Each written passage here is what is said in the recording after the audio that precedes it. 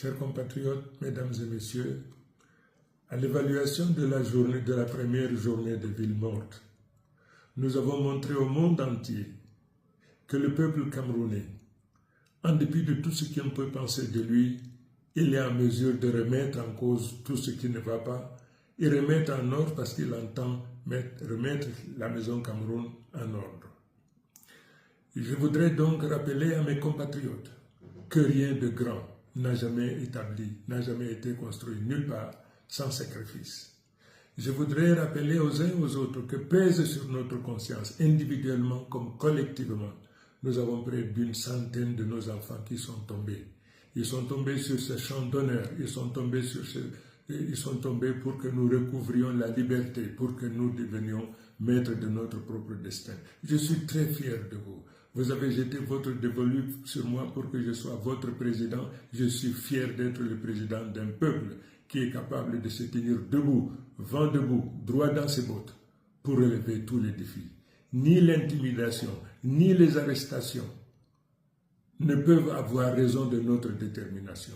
Mais je voudrais demander à nos forces de défense et de sécurité, cette bataille aussi est la vôtre. N'acceptez pas de tourner vos armes contre votre peuple. C'est votre peuple, c'est vous-même.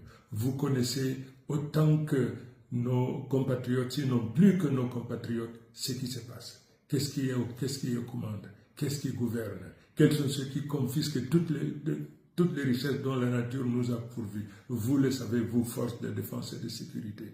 Tenez-vous du côté de votre peuple. Ce combat est un combat du peuple. Ce peuple n'abdiquera pas. Ce peuple se tiendra debout, quoi qu'il arrive, simplement parce que aucun peuple ne s'est libéré, jamais libéré, sans sacrifice.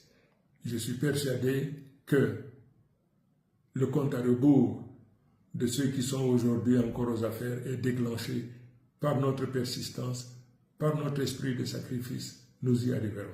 Je voudrais également faire un clin d'œil à nos parlementaires, ceux-là qui ont refusé de cautionner l'imposture, le mensonge.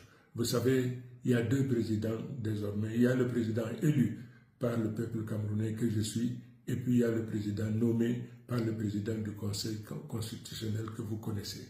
Aujourd'hui que le peuple a pris son destin, il faudrait qu'il comprenne, quoi qu'il arrive, ils finiront par partir, parce que le peuple souverain qui a pris son destin fera tout pour qu'il en soit ainsi.